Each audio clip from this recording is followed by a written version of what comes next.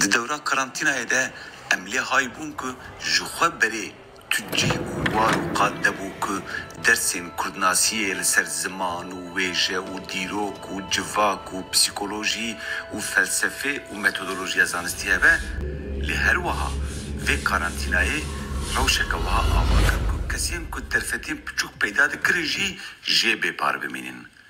Lewma me biryar da ku par em zanîngeha Kurdî ya online ava bikin. 16 mamosteyên akademisyen, spor, lêkolîner yên Kurd û biyanî ku di qada kurdnasiyê de dixebitin, pişta xwe dan hevdû. Nêzî 500 kes beşdarî semîneran bû, 110 semîner hatin dayîn.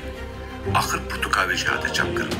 Lewma îsal me biryar da ku em zanîngeha Kurdiya online dîsa pêk bînin. Zanîngeha Kurdiya online ji bo hemû Kurdan e. Bi Kurdî li xêra Kurdan e.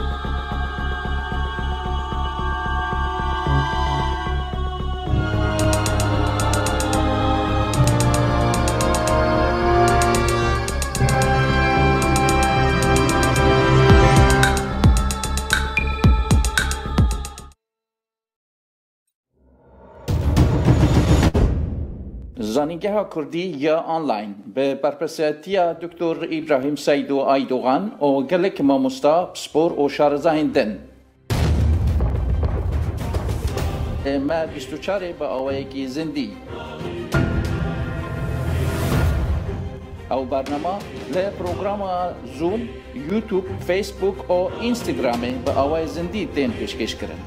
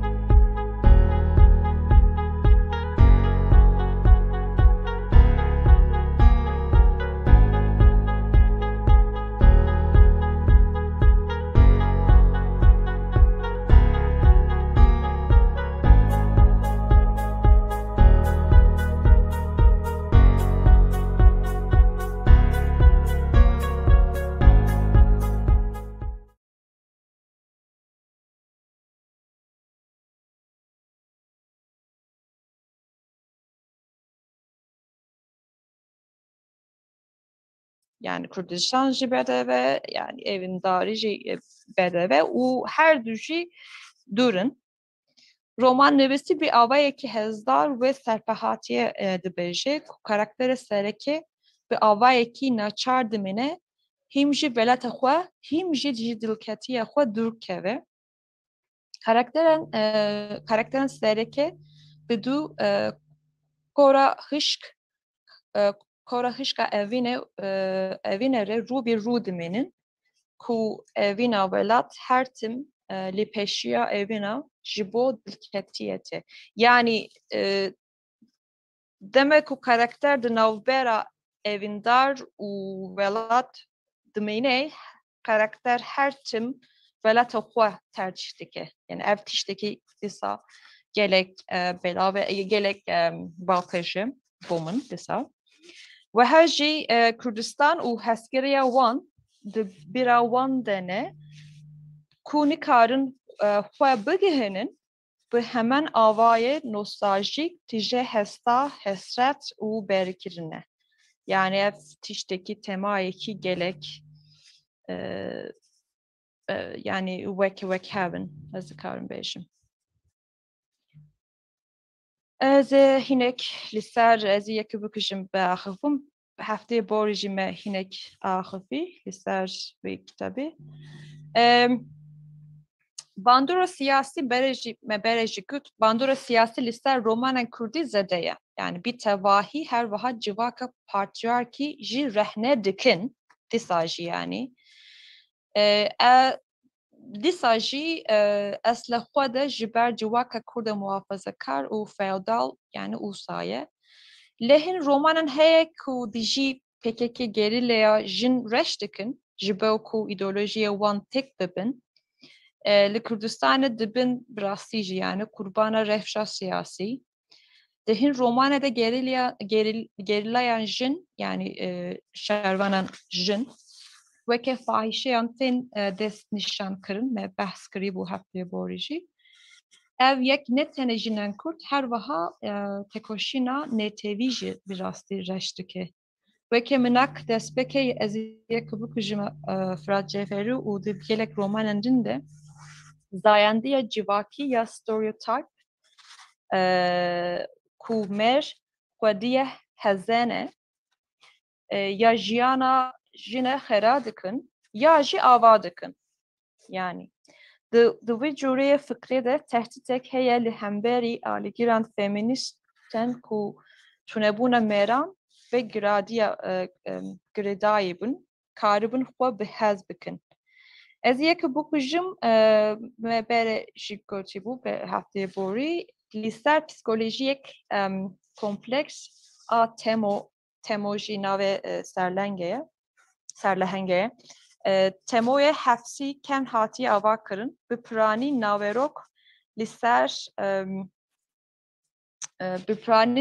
ser guhertînan xerab ben encaman pevçûna siyasî yên bajara Kurdan a herî mezin Diyarbakırê hatiye ava kirin. Yani demek ku ez yani paragrafan li ser Amedê bixwînin em dibînin ku yani xelka Diyarbakır her tim yani bir Tirkî de axivin yani tiştekî yani bajarekî gelek neyênî ava dibe. Diyana ya karakterekî ya duyamin jine karakterekî dine serek gerilaya kevne û romana de wek yeka fuhuşa derdikeve hole û rewşa wê jî wek a temoye dimene negatife yani temo çend sal di hefsede maye û diyanê jî çend sal li ser çiyaye yani şer kiriye û o tiştekî valaye yani niha jî vedigerin welata xwe û dibînin ku yani Amed gelek hat guhertin û yani tiştekî bo wan tiştekî gelek neyêniye. Yani dimene negatife ev dikarin bêjin velat çawa xeyalan temo dişkine hin caran bi hemen avahî dibe sedem ku diyana poşman dibe ku jiyana xwe ji bo têkaşîna welat feda kiriye û dibêje yani diyana dibêje ev bajara qedim li min bûye dojeh ev bajarek wezdemekê lê dû rizgarkirina wê bûm niha min dixwe ez eşe bi min dide kişandin ev bajarek ku min bawer dikir ez ê rojeke min ne qehremanekî lê vegerim niha lê bûme qehbik bajarek ku min dixwast rûmeta wî ji bin postalan biyaniyan rizgar bikim niha rûmeta min lê dibin lingan de ye temo jî wisa difikire yani ev karakterekî jine û em dibînin ku dîsa jî bûye amûrekî siyasî. Li gel ku sedemek cevherî heye ji bo aferandina karakterek wek Diana, portreya neyînî ya jinan ji dikare heza jinan veşerin, heza ku jin dikarin jiyana xwe kontrol bikin û li hemberî zûm û zora li ber xwe bidin. Lê dîsa jî em dikarin bêjin lê mixabin romana nêzîkî PKK jî bi qehremanî pesnê jinan didin û wêneyê xeyalî dizin holê. Wekî minek romana Siya Dema Borî me hefteyê borî ji behs kiribû ji aliya Ferqin Melik Aykoç hatibû nivîsîn herem Almanyayê du romanan rehne dike yên ku jinan Kurd wek hezkiriyan fermanderan Tirk ya jî wan wek fahîşe nîşan didin ve bêjer behsa romanê Fırat Cevherî dike yani ez ê bêyekê bipîjim ya duyamîn jî dîsa yani mamoste Seydo jî behs kiribû ya romanê duyamîn jî ronîmîna evîne termîne mirîne bû. Di romanê Cevherî de lehenga sereke geriliyekî yani gerilayekî kem û niha fûşe dike. Diya uzun da karaktereki bi navê Kevok jî bir fermanderek Tirk bi navê Bazre di têkeliyekê de heye. Lehenge roman jine bi navê Berjin yani di romanê Siya Dema Borî lehengekî heye bi navê Berjin. Berjin velatparêz e, hejra ye, jêhatî ye. Yani mirov nikare bêje ki ev karakterekî rastî ye û têne bûye yani dîsa bomin yani wek yani ez yekê bipîjim yani dîsa Berjin yani karakterekî jin bûye amûrê wek malzemeyekî nivîskare yani. Yani cudahiya di navbera wan bomin yani tune ye. Ez dixwazim li ser çend romanem biaxivim. Veneyên Keserê. Di Veneyên Keserê de yani ji aliyê Mir Kasımlo hatiye nivîsin û ez bawer dikim Mir Kasımlo jî belkî 20 sala zêdetî li Almanya yani Almanyayê bar kiriye ez wisa dizanim. Veneyên Keserê de ve bêjer wek veletparêzekî rastin pesne moyat dide. Ji ber Moyat jî navê karakterekê ye li Almanyayê ji bo saziyan Kurdî dixebite. Demek ku carê yekem Moyat narin dibîne pir jê hez dike. Lê demek ku fem dike ku ev Kurd e êdî wê wek xwişke xwe dibîne. Yani ev tê wateyê ku weletparêzan ji weletparêzan zerar naye.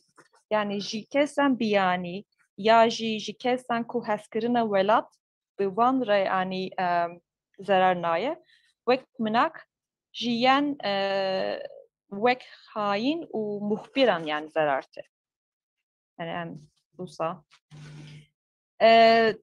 Narin rojekî usa daxife. Dibêje ku soza me keçe Kurdan sozan mezinin bizane ku serez me jî ceste me jê bikin em jî soza xwe nayên xweş.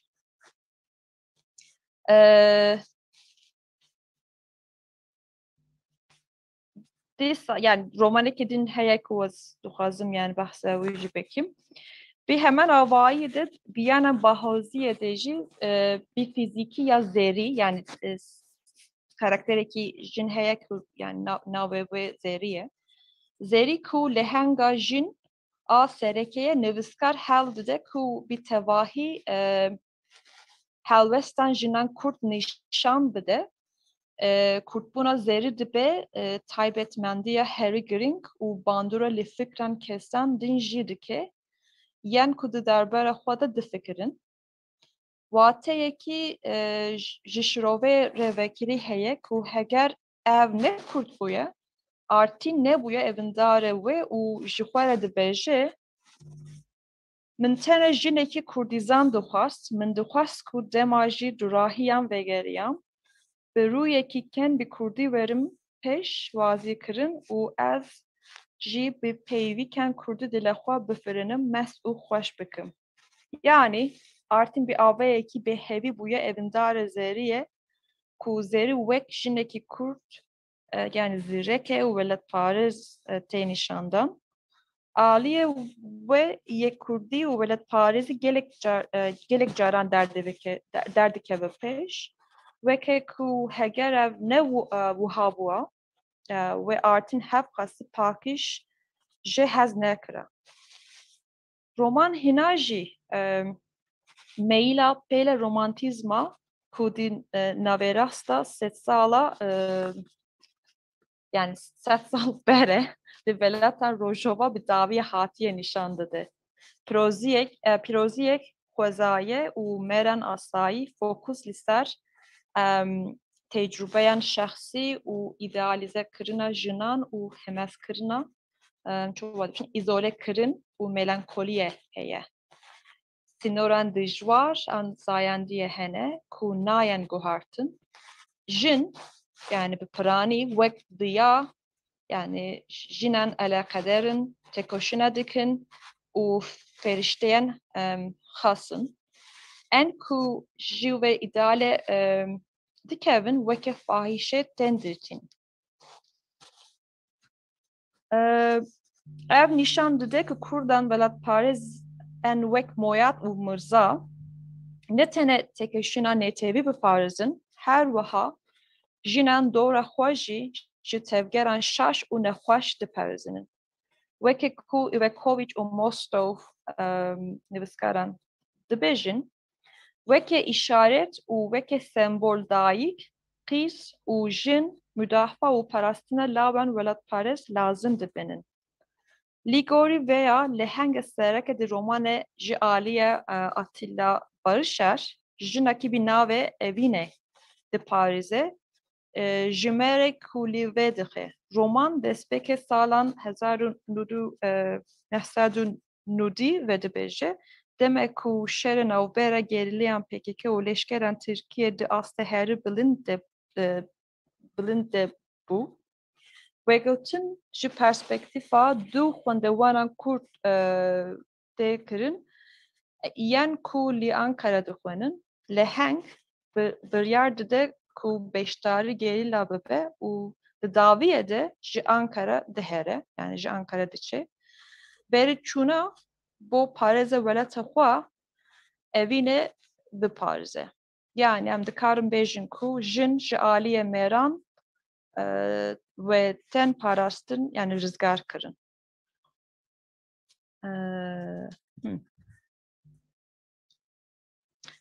Pirsekî gelek giring. Gelo jinan nivîs Özlem berê ku tu derbasî romana Yıldız Çakar bibî tiştekî ku bawerim divê mirov balê bikişîne ser hişmendiya mêrane da avakirina van lehengên jin de jî zêde serdest e. Ji ew hişmendiya mêrane parêzer be, parêzerê jinê be jî bi awayekî naîf xuya dibe. Mesela heger azadiya jinê biparêze jî em bêjin bindestiya jinê qebûl nake, jinê wek jineke azad dibîne wê bê cinsiyet dihesibîne. Mesela romana Gül Qasîmov de tew nûmunayê xweş da ew gelo ne biçekî naîf e û di romana Fırat Cewerî Mehmet Uzun de jî ne gerîlayên rast rastin. Mesela kevok jî ne ji ber gerîla îmaja gerîla heye jî ku em dizanin bawer kiriye, îdeolojiyek wê heye û ji ber bindestiyê dixwaze derkeve çiyê şer bike. Normal, klasîk îmaja gerîla ev e. Ji ber ku bawerî wê îdeolojiyek kiriye derdikeve şer bike, riya şer weke riya çareseriyê qebûl dike. Lê Fırat Cewerî wê didarizîne, wê mehkeme dike. Dibêje ev tercîheke ne baş e. Ji ber wê e ku ew jin piştî ku ji çiyê vedigerê dibe fahîşe. Aynısı cem Mehmet Uzun jî kevok gava ku tê bîrate gava ku kevok derdikeve çiyê ne ji ber îdeolojiyê derdikeve çiyê. Herçend diyalogeke kevok û Mehmet Uzun heye tê de piçekî em bêjin mirov dikare bingehekî retorîka siyasî ya kurdî bibîne jî kevok ji bo xatirê jîr derdikeve çiyê. Ne ji ber ku bawerî wê dozê kiriye derdikeve çiyê. Li gelol gorî tê jî pirsa min ev e. ev ne jinên piçekî sexte ne. Ne gerîlayê sexte ne. Yani em dikarim ya Usta dibêjin. Yani Hezaran jinê gerîla hene. Kes di pê hezkiriya xwe re neçûye çiyê. Ya kes ji çiyê vegeriyayê ne ji bo bibe fahîşe û biçe dijminatiya xelkê Amedê bike. Mesela ev wek li gorî min wek îmajeke gerîlaya sexte ye ev. rastî jî niha yani ez ji ber wê ez dixwazim behsa Yıldız Çakar jî bikim. Yani ser yani karakteriya serekê jî ne. Yani ne gerillaya le gelek siyaset medara. U hina jî yani diçe yani çoğu dibêjin evin ji bo ve yani jin yani tişteki gerek giringe. Yani çoğu dibêjim yani ev ne bir tane Mehmet Uzun anjî Fırat Cevheri yani jinan usa yani avadeke romanan xwe Yıldız Çakar jî yani jinekî usa avadeke ji ber wê ez behsa serlenge yani ev romanı bikim hûn jî dibinin ku yani cudahî di navbera wan da zede tune ye.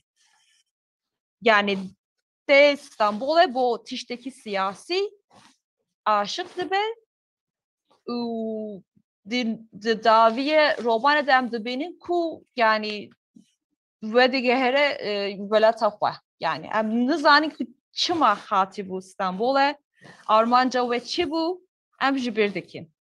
Ji xwe Yıldız Çakar jî yani gelek kestek çoğu jinekî gelek siyasiye û çend sala jî bo azadiya welat dixebitiye û kovara revşen jî xebitibû ne wisa. Yani ev çoğu dibêjin subconsciously wisa dikin. Yani beyî xwe wisa dikin cem bûye adetî. Evet.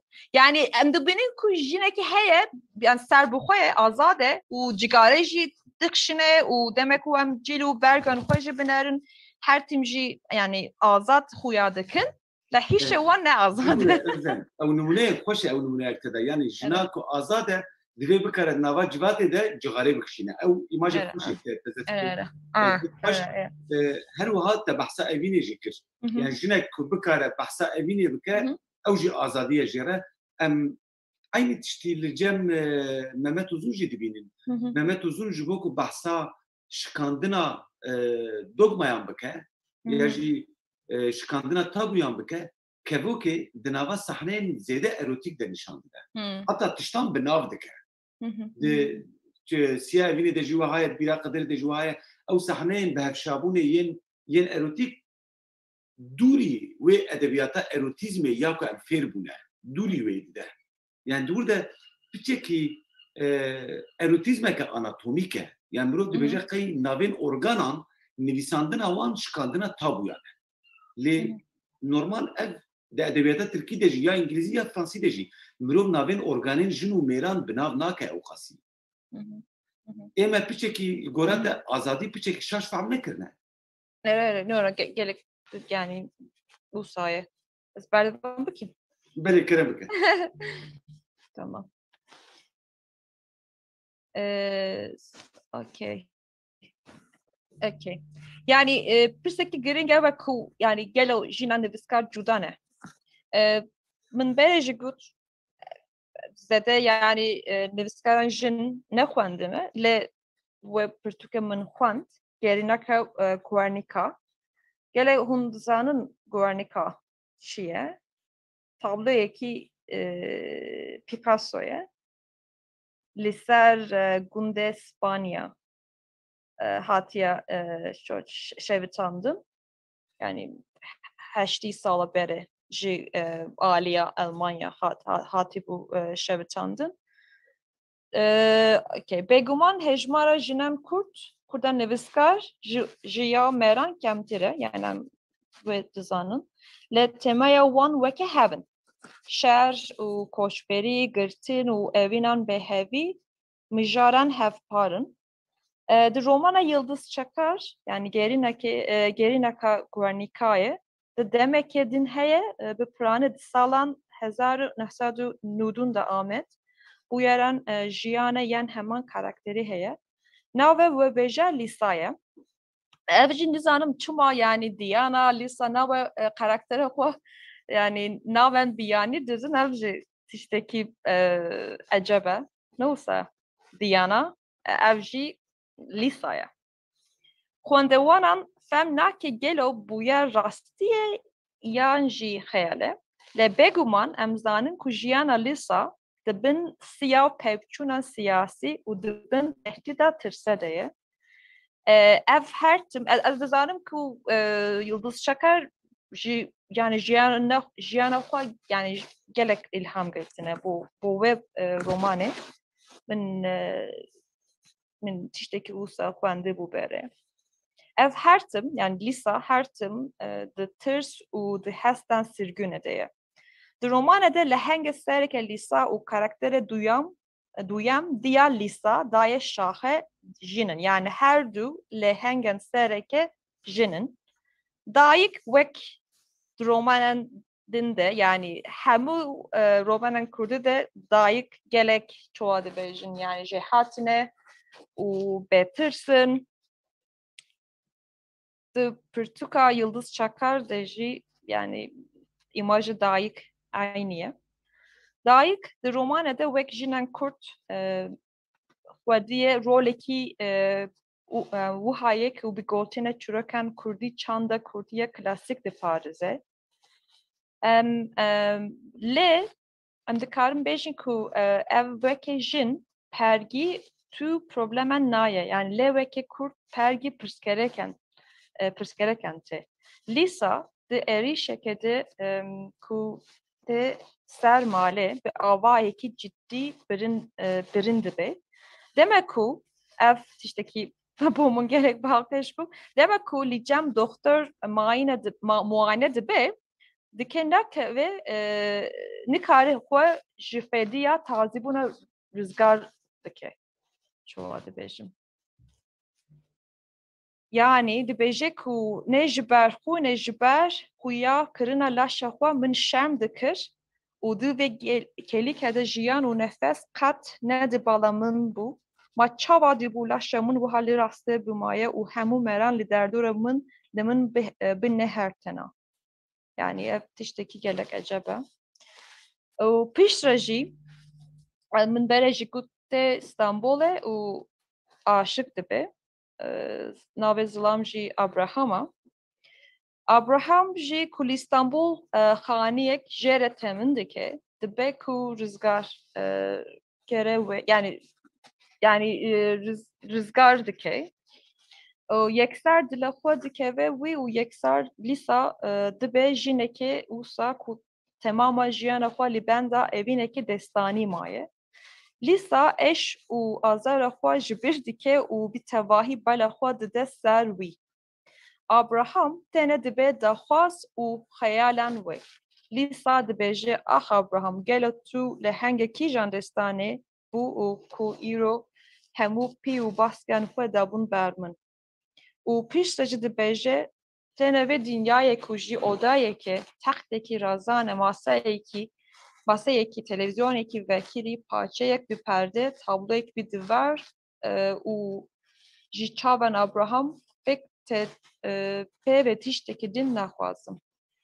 Li mixabin Abraham wê bi jinekî din re dixapine û weke encam Lîsa hildiveşe Lîsa ji xwe dibêje ere ketibûm erde û bi solekî qilêrî ya merekî hecîqandin.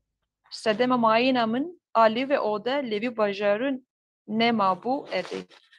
û min bere jî got piştre jî vedigere welata xwe heş ku yani jina ji mêran ne azade. Yani em tiştekî wisa dîsa jî di romana nivîskara jinan da jî dîsa dibînin. Yani bir tevahî em dikarim bêjim di romanê de nêrînekî rastiyê wiha heye ku jin bi mêran giradiyane û tunebûna wan ev bêçare ne. Weke minak Lîsa diya xwe jî bêçare dimîne. Ji ber ku bi tenê dibêje ku jinek, pênc zarok یک جه برینن و گران و لرخه خریبیه. Yani hem de karın bejin ku jiber ku diya lisajı yani be mere be xwediye jî.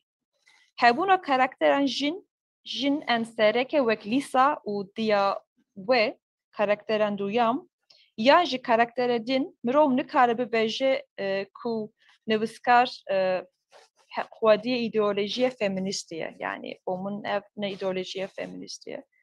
Demek ku mirov li tekoşina neteviya Kurdî ya li îdeolojiya netevî dinere meseleya netevî berî her tiştî tên romanan Kurdî pir lê pê meseleyan siyasî ne. Ez dixwazim çend tişt jî yani li ser encam jî bibêjim û xilas jî bikim. Nivîskara jinan Kurd di romanê de lî dû dimene serdest dimeşin. Ev serdestiya ku ji aliyê mêren Kurd ve hatiya firandin weke minak di temaya netevî de tiştekî ku pir caran tê gotin heye. Tê gotin ku zilm û zor li Kurdan tê kirin û behsa têkoşîn û mafê wan û netevî tê kirin. Lê temaya ku bîpiranî tê vegotin zilm û zora li ser Kurdan û rewşa wan û yani rewşa wanê giran û siyasî ye. Karakteran jin en ku ji aliya nivîskaran jin ve hatiya firandin tekiliya maskulîn red nakin. Demek ku min ji xwe re dipirsim yani ku roman nûsan jinan Kurd li hemberî zilm û zora civakiya serdest çi qasî bî serketine? Xwendina min a wan romanan destûra nade ku ez bersivek erenî bidim bipirsê. Jinan li hemberî giraniya serdestiya patriarkî yani itirazek yani ter nekirine. Rexneya vêjeya feministî dibêje ku di vêjeyê de jin bi awayekî dirokî ji perspektîfa mêranî ve wek objeyekî hatiye dîtin bi rastî jî di nav romanan Kurdî de nivîskaran jin jî rehne bala xwe didin sistema patriarkalî û sistema nixançandî. Her wiha bala xwe didin normen ku yani ji bo ji birakirina tacize xizmet dikin. Bala xwe didin normen ku tacize li hemberî jina teşvik dike. Yani bir kurtazî ez yani dikarim bêjim ji ber vê yekê edebiyata Kurdî yani wêjeyê Kurdî hîna jî dibin bandora mêran de ye. Yani ev norman tradisyonel û aferandînan zayendî yani red nakin. Ev qas ez dikarim bêjim jî were. Gelek spas Özlem saata te xweş nate tespîtên gelekî balkêş kirin. Rastî ez dixwazim yani tiştekî din zelal bikim ez behsa roman dikim. Ne behsa jinan dikim yani jina Kurdan dikim. Ez dizanim ku jinan Kurdan yani jiyana o kadar yani zedetir azadine le de romana de vêjeyê de jin di sajîl dibin yani ne kesan azadine. Yani tu karibî ekrana xwe rawestînî ekrana ku tu parve dikî rawestî Tamam. Yani te behsa siyasîbûna mijarên derdora jinê kir, te behsa naîfbûna avakirina îmaja jinê kir. Ji ber ku ew îmajeke naîf e yani ya li pê azadiyê lê diçe wê azadiyê biriya cigarekêşanê nîşande ya jî biriya nêzîktedayîna laşê xwe ve nîşande ya jî mêr bi çi awayî wê jî lê dibînin. Romana Hesen Sirêvanî Gulistan û Şev de Gulistan dipeyive ji mêrê xwe yê ku pêşmerge ye ji wî re dibêje de were de vegere ez û alav û pirtûkxaneya te em li benda te ne. Hûr de jin û pirtûkxane û alavên nava malê dibin aynî hastî de. Yani ew îmaja ku em ji bo jinê ava dikin li bende zilama ye. Li bende zilam ne gava mêrê diçe dereke û li bende ye. Hatta wek Alfred Joyce gava diçe dibe gerîla jî ne gerîlayeke rast e. Yani hevalekî dû derê de gotiye magelo nivîskar di mijara xwe de ne azadin belê azadin. Belê azadin kesek ji bo azadiya wan tiştekî nabêje. kesek ji Dostoyevskî re negotiye çima Raskolnikov çû di romana Suç û Ceza de ew jinik kuşt. Kesek vê rexneyê li Dostoyevskî nagire. Lê belê gava ku ew jina ku hatiye kuştin neşibe jinan, neşibe jinên wê dewrê em ê mecbûr pirsanj xwe bikin. Ji ber wê ye ku jinên ku di romana Fırat Ceverî de weke kevnegerî li hatiye nîşandayîn ji bo me dibin cihênî qaşê. Ji xwe karê rexneyê jî ew e ku ya ku nehatiye gotin dibêje, yani metnê bixwîne. Em ser metnê re em nabêjin wele Fırat Ceverî porî wiha ye wiha li jina din re na em behsa lehenga wî dikin. Özlem diviyar de tu çi dibêjî yani Valla ez em neheqin ya. Nuha ku ez komente dixwînim gelek yani xwendewanan te gelek tiştan balkê jî û xweş nivîsandine em gerek guftarî wan bikin bi rastî jî. Kaz ben devanım kabera. Tamam ez dest bikim. Yani mamoste Tengezer Marinî Tamam. Mamoste Tengezer. Kerem bikin. Tengezer. Tiştekî gelek xweş yani Helim Yusuf li ser Helim Yusuf nivîsandiye. Bi rastî jî dest sal ber jî min masî demek û masî tî dibin min xwendî bû. Xwe bi İngilîzî jî derket. Bi İngilîzî jî derket. Min Kurdî xwendî bû lê gelek dest sal bere bû. Kurdiya min jî bedeme baştir bû. Yani ez dixwazim hinek guftarî mamostê jî bikim û Mamoste Tengezer tu avade bi Kerem bikin. Tengezer Mamoste Tengezer. Mizan belki nel beraber. Awayhat, wayhat. روش بس من نخست باسيت بافرم اول باش belki özlem mamustej belki özlem interaktivite Yani nefes her tüm derseme jî bi İngilîzî jî wisa yani herkes dipeyve yani me em 20 dakika dipeyvin û piştre jî yani herkes yani neruna xwe dibêje ya bere borî haftaya borî min ez gelek xemgin bûm ve haftaya ez min xwe söz da ku em bi hev re biaxivin.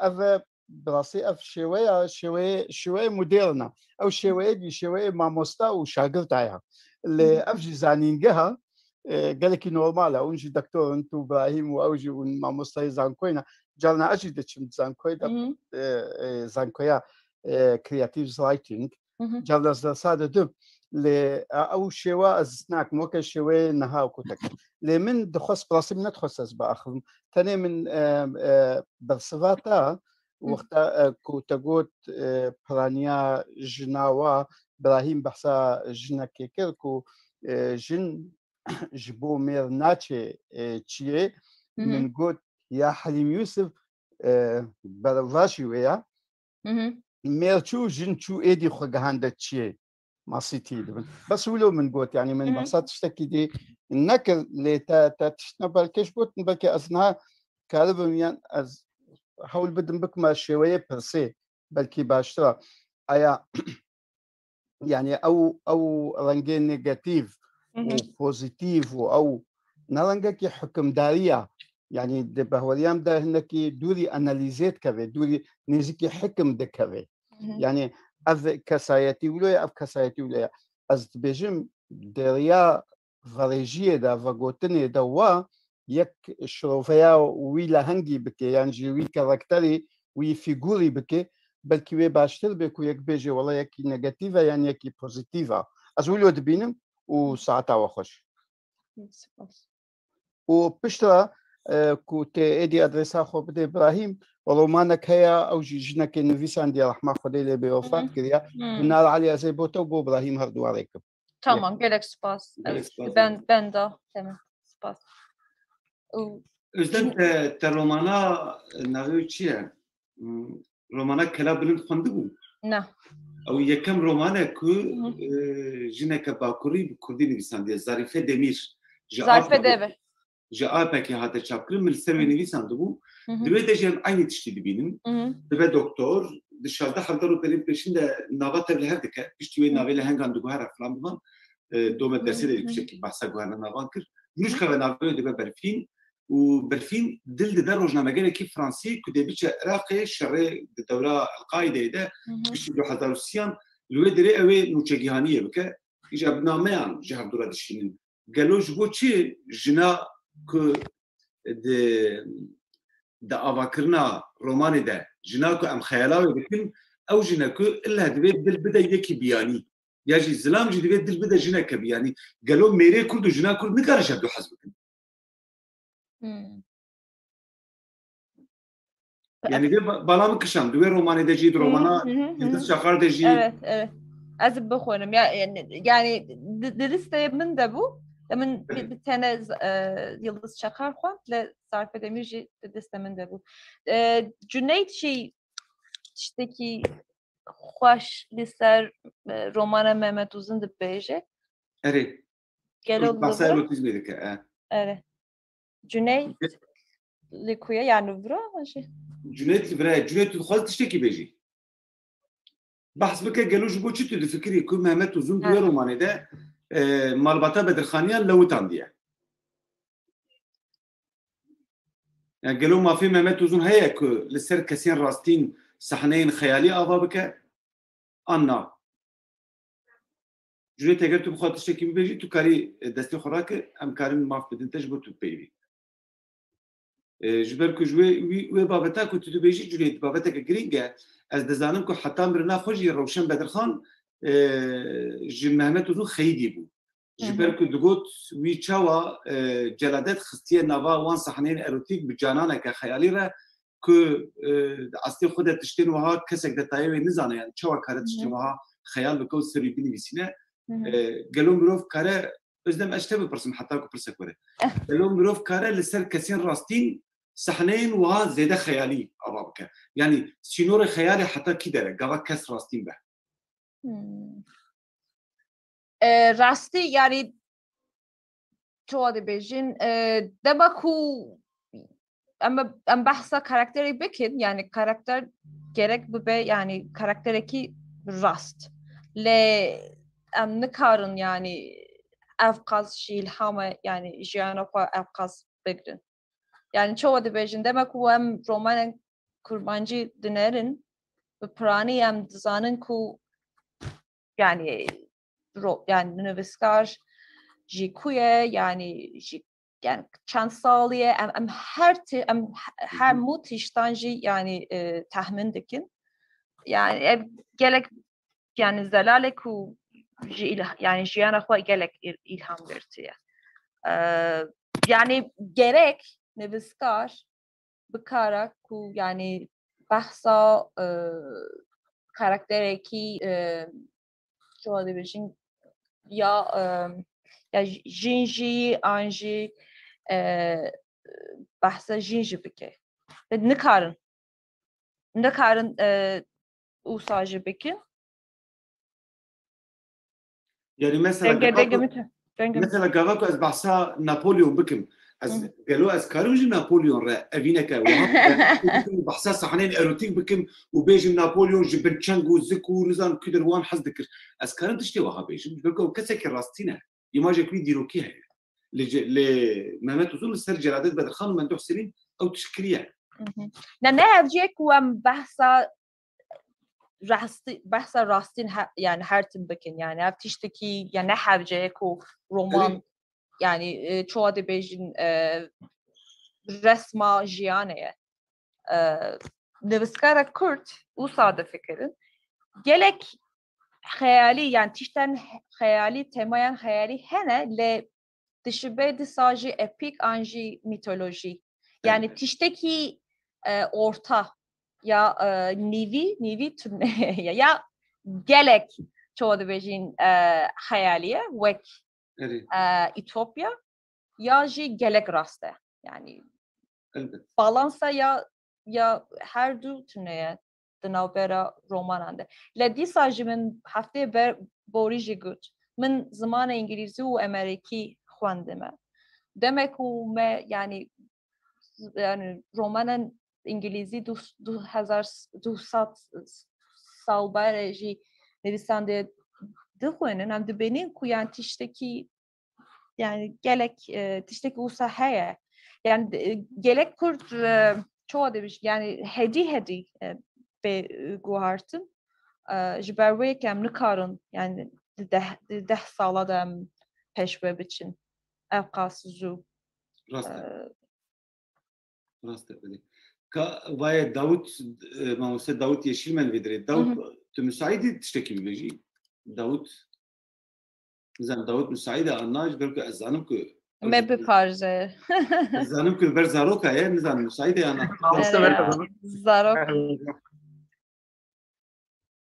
برکه داوود جی میره کی مدرن او جی نها ایش بر زاروکه های میشه مرحبا جورا گلی کی سپاس راستی از بالکشی برنامه و تماشا دکم لی مخابن همه زاروکات میزین هم شیوه چتکم دیدی چه هم گفت اری والا لی از یا راستی نقاشا بری 2 دقیقه و بحث دکر متخصص از گوتنه کی بجم لهیت از داری زوری این برنامه از پرسکی از برسکی بدم جبو جلادت بدرخان و بیرا قدری داز بارم بیرا قدری رومانه که کو گلک پرسکریکی وی هنا جالی نویسنده نبا جبرکو يعني مسألة جانان هبه تنبه از بیم هلبت او ما في محمد الزونه چاوت خازي بنویسه لجوه زیدتر از سر تشتکی دن فکرم بیرا قدر ده محمد الزون خازي دیرو که بنویسه به رومانم لگوری وی جلالت بدرخان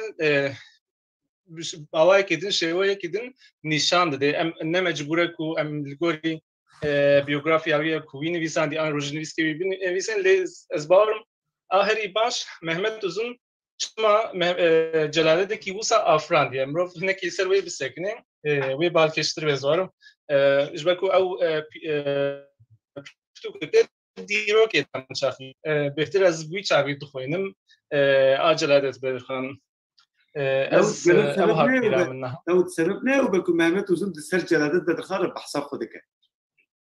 يعني وقت تراديسيوني كي هلبت از باورم رنگي كي وسا هيا كو جلادات وباشي السويدي باشي حياة رجع مجي هنا كي كو بشتي محمد الزون جدي بينن هنا وقت تراديسيوني كي أرستقراطيا كورت هيا باور دكم وش فراجوري جدوي شوبيري از باورم مروف هناك اگر سر بیوگرافی وان لیکن اندو که مروف به کی ببینه راست اوا لی از تشتکی دنجی بجم ما مست ازلم بجی لورد جبركم لگو دارکر ام گوا ام رومان اند لیکولین سرج نتکن ام گلکی ام رخنگرش ام خودخنا فورماندا ام دبیجن اف فورمیجنان دوی رومایده افجنه فورمیجنان دوی رومایده هلی ام اکول سرد نویسنجی خودخنا فورما گیرن از هنکی وسا هستکم يعني ام گلکی باوکی آزاد ام لیکولینان لسر کاراکترین جن ناکنز از بیم پی آنجی ام بیشن ام تنی کنسانتری ویژن ادوین که اوجن دوی رومایده دیچه کودری کیره چه داخوی چاوا کی فلان بیوان لی ام بگشتی لرنگ نقشه گشتی جی ام نانی از ذهنکی به پرسکریکت بینم نتنج با لیکولین ازلم بیجم از بیم ایکو حیایی رو لسرجنی خبتیم پرانیا وان وی آوایا زیده قالب خود نواقع زیده قصی برفرهی اللي متنی لپاشخانه متنی وان نانی از بهنکی وقت پرسکریکت بینم نزانم چه قصی خوش فهم که خافتنش اللي از هی دفعت شبو از گوتن خو بیجم. گلک سپاس داود. özlem kaz böyle dedim. والله اینترنت تی و چه و زده من از دوری بدم هوال جی بلا هوال جی. تمام هوال نه یا فرمو هوال کرمک. تو کاری میکروفون خو بکی.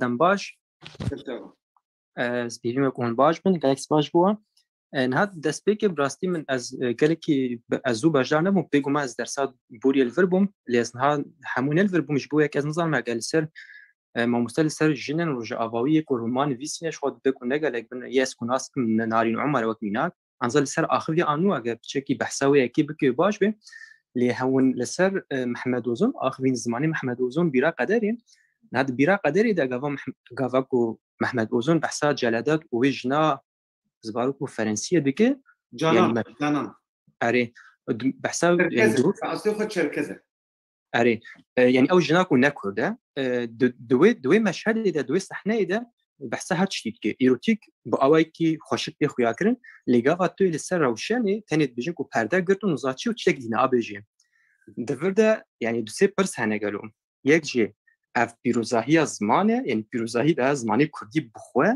حتی کو بحثا وی مجاری نکریه بخواه دبشه که ده بحثا وی مجاری دیگه ایروتی که منی باش بحثی دیگه و یعنی جی اف جبوک و جراوشنی فدی کریه شرم کریه و اگر وصابه یعنی جراوشن فدی کربه ما درومان ده گاوا مروف یعنی جلادت را افتش نقدره نفدیه نشرمه کو جلادت ویچ تی بکی لی بلش روشن را قدره یعنی شرمه جی چتکی فدیو که روشن جی درباسی صحنه کی ایروتیک ببه یعنی نه کی مانیه کو موف کی مانی ده جنی مثلا ده ورده چماج حق جلادت ویچ تی بکی بس نج حق روشن مثلا یعنی افتش بالا میکشان براستی ومحمد اوزون يعني يكي مروف بحثا محمد اوزون كي مبحثا يكو هري بنافدار وهري ورومانا كرديتشي كري مبحثا وادكي يعني الجو يجي اف كيمان نكيمان سي از فيك از ديجمكو باكوس شاجي بوم از وكي خوينرا كيما نتشكدن از نرخنا مفانم بس تاني ما افتقص في برسيبو كمان قالك سباسنا بيجي تثبيتك قالك بالكيشه قالك سباس بيجي özlem كلامك لا والله ما بس سيدو internetimin gelek خرابه نکارم. پرسایی فهم کرد پرسای نه تو دست بکی یعنی فرمو. جبر که هوال دبیجه محمد اوزون گاوا که بحثات تکیلیا بیرا قدری ده گاوا که بحثات تکیلیا جلادت و جانانی ده که جانان چرکزه نکرده همین اروتیک گله کی detay ده لی گاوا که محمد اوزون ویجر براستی بروشن را دزویج پاردون جلادت براستی ج بروشن را دزویجه هیچ صحنه اوینی به هفشابونه نواوی و روشنه ده چه نابه یعنی مروب نابینه جبرت محمد اوزون ناخذ بحث که هوال حاجی ده پرسد بیجه گلو او هوال ده پرسد بیجه گلو جروشنه فدی کریه آن مافی جلادت بدرخان هیا که تکلیه که اوینی یا اروتیک بیجی مافی روشن بدرخانه تونه یقین بدگرد پرسد خیالی بود راستی بونی ها راستی گلک خوش یعنی پرسکی گلکی باش بو demek من بحثا yani romanı ki mirkasımlo karibu من قد كو يعني صار لهنگ آرتين جينكي عاشق دبي و gelek pesnave jinaje dike ولا demek ku dihbihise ku kurde yani jina kurde وك خوش خواد بینه فانتازی فانتازی خلاص دبه yani جبکو yani دستگیرتی خوا انجی خوش خواب yani وک رومت دبینه از باورم محمد اوزون تشتکی وسایه yani demek ku tu dizavije yani jina خوا yani hafsara خوا دبه yani keseki رومت tu nikare yani fantazi bebere beki از باورم دی ساجی تو آده بیشین یعنی تشتکی محافظه‌کار تشتکی gerek tradisyonel له yani ام gerek تو آده بیشین yani جوهر بپرسن ام demek ki ام بحثا کسی که دین بکین ام gerek آزادن و demek ki ام بحثا yani jiyana xwa bikin em gelek çoğadı bejin censorship dikin yani em qadaxa kirin dikin lista jiyana xwa em qadaxa dikin qadaxa kirin للسر پرسا داوود شدی بجی داوود موسى داوود geçin men lista jiyan internet emin şu tutarı bari biki دغوت درخنيا يعني التحليل ايماج جنيده امجي زياده يعني ام كسين لي كولينرجي ام بيشكي زياده دناوا قالب هذا دجين الجوري قالبه كد متني ده هاتيه بحث كرن ام الايماج جنيده قرن بيجي قالوا افجينا كيمانيك يكون demek ki yani her tim demek ki az İngilizce de akıpım belki İngilizcemin yani geli başlara az her tim yani dubare dikim ku az lister web tüket de peyim az lister when lister de peyim am gerek olsa yani çend caran min got ku yani jinan nüviskaran Kürt anji de romanen Kürt'ü de yani ev çoğu diskursa yani ev pey ve gele xalatiye جبركو ام نكارن بتواهي بقشتي وصاب باخفن دمكو از جبربيكه من سنه يعني lister yıldız çakar خوند يعني من تنه لسر جلدز چکر و رمان پیوی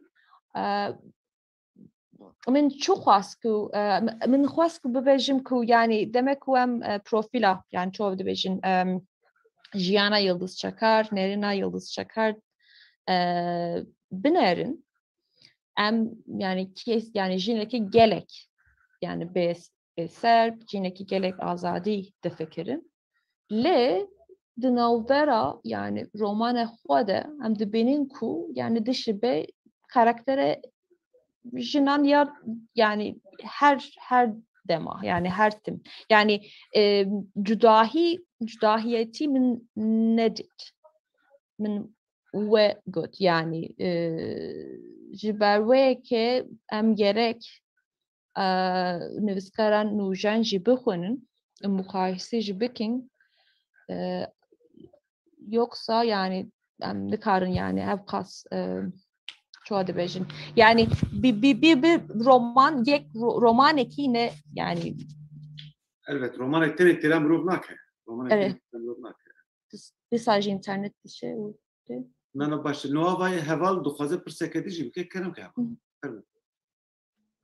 باشم هم سجلك سپاس ببرن کو اگه جلك برصادكم جالكم nana bu serbest ders ve hay fermo مجاري وصا خوشن وزوزو فنا بنجي براستي جبويا كي لسان انترنتي جمروف نكا هالبرسي بيني وكي جم زمان دن مخابل نها درومانا جاندوس يا كوريدور يا كل سر عفرين فيسين ديدا كورك هيا 80 از زغنه شاجبوم من رومان بري سالي كي خونديا 80 دوزا سال يا تشتغوس انا نافي كاميرانا وتدجي بيجي كامو او كامو حوالا جاوي هاولداني دكه كو aviniye pera bike agam mustafa bejne yani we lauki we kurkin küçük zabitine u pera 8 dike agiz bustani bebejme gelo yani mruf chat kar vi rakhn bike adzanım ku jamdus van mejara geleki bi cesaret ejber ku hatta mirname khadaji lister homoseksüelitete ta akhve tişteki ba awaki gel tişteki geleki başa ku tişte usan romani kurdi de hebben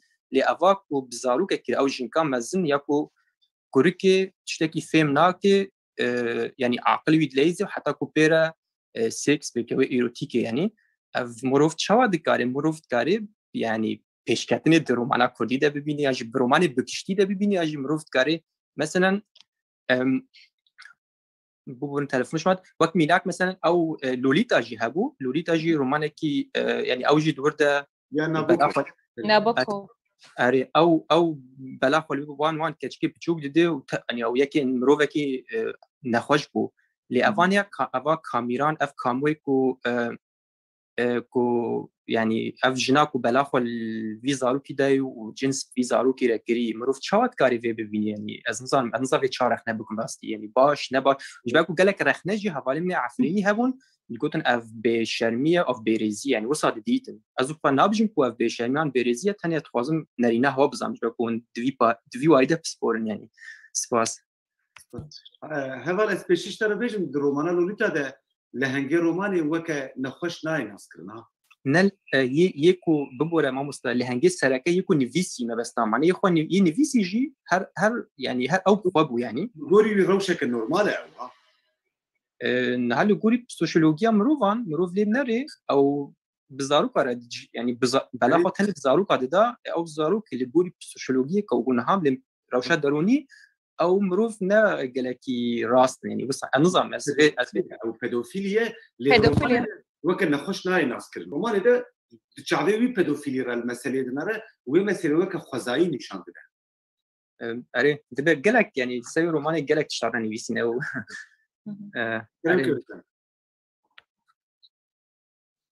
بس فاكر نظام يعني من فاكر لا تشتكي ديجي بجم يعني ليغورو من يعني سنورا يعني شو ده بيجن سنورا نوبرا pornografi و erotik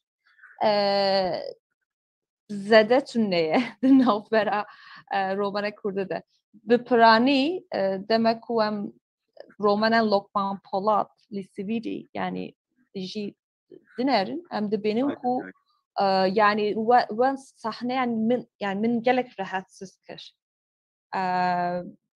ev ne tişteki erotik yani tişteki gelek bomun pornografik bu. Lokman Polat ne roman nivise yani. Yani öyle disajı yani ev tebramı jiber yani güçlü roman yani pornografik bu. Le demek ku em nivskara ya din jibdinerin yani tişteki usa te yani fore yani jiber ve ke sadece de fikrim ku nivskaran kurt hinajı yani senoran azay pornografi olarak nizanın astıkarım yani astıkarım bir tane ev başım. Rastı. Gelek spas özlem barım pis خلاص bun. Jibo havalinkum biraz dikin jibo heval bahsa babeta homoseksüelite kir. Edebiyata Kurdi de tene romana ke ku bahsa homoseksüel am. Romana Lokman Ayebe Jarle Sermest. Jarle Sermest. Jarle Sermest. Az de homoseksüelite. Bu avayek gelekin normal bahsa homoseksüelite.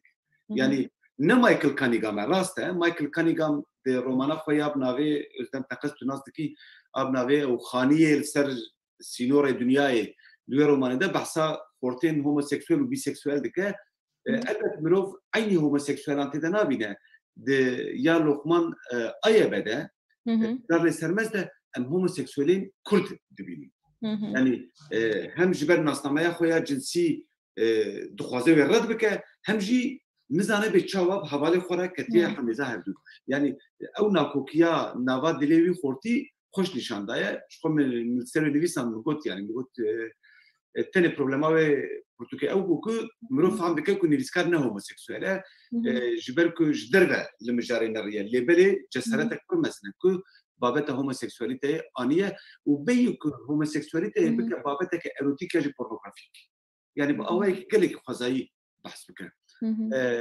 دورده و سرکتیش یعنی عالی تکنیکی و هی tam nekevya bu lebeli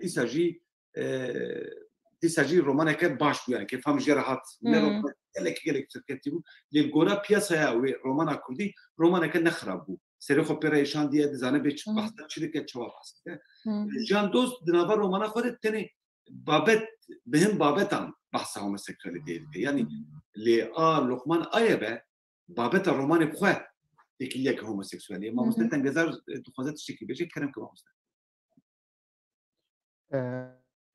Efendim, sana bahset şekilde de jana normal da hem homoseksüel hanma hem biseksüel hana ve hem ji avina hoş hana yani jana normal da ya kurdacı belki ve şart yecbal sadamin oliv ve avav şartina وكدي اگر نویسکار کوری ویزیونا خود وی مسئله تبدی از نبینیم چتکی نعیبه و نشلما اگر کاربه وی تکلیه وی و هندنی وی ترنی درومانی دچکه وکو یا کریدور یا کو بحثا کری جاندوز از بینیم پر نورماله زنگین بونه که جی درومانا کردی ده یعنی از براسی از که تبحثا یا ایابات براسی میجی او خان بریکو تبنویسی جتبیراتا أنا جيخون أو رومان براسي بقلكي دلين بور دالية تكنيكي وهنري دكي مساوي هابو جوانيا ويجي نجابو بس دالية بابته تو فيزيوناوي تفيكو درفجي بولي فيزيونا كقلكي أسوين فكريبون جيبوي رومانا كردي جي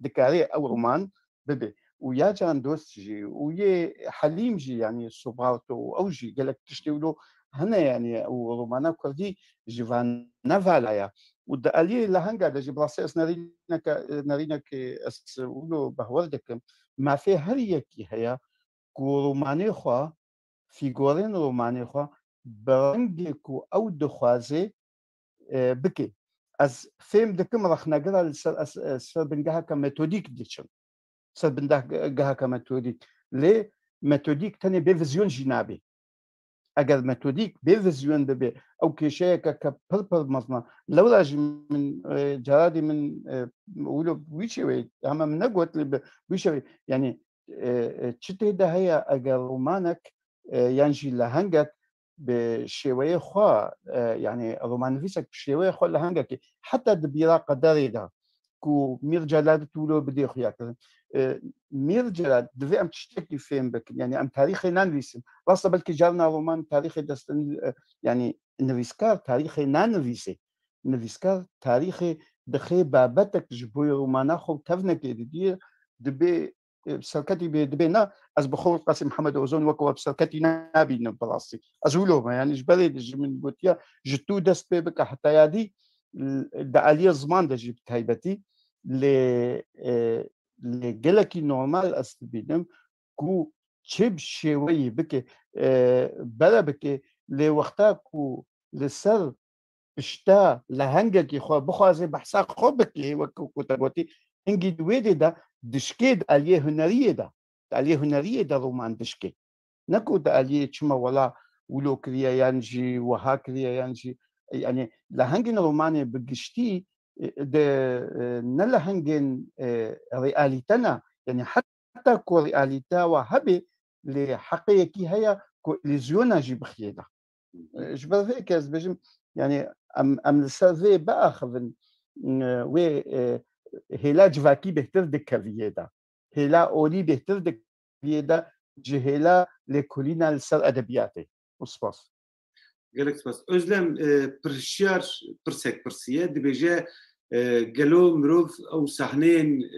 اوجي اناتومي بشكل بناف دكا دوير بروتوكا ريناس شانا بنافيت تواليت ده بحث تجاوزه كده بيرا كراستينا او جبو كسيكو مثلا بناس بيجو بيرا كراستينا دوراكم مال امد دخان بيكاتو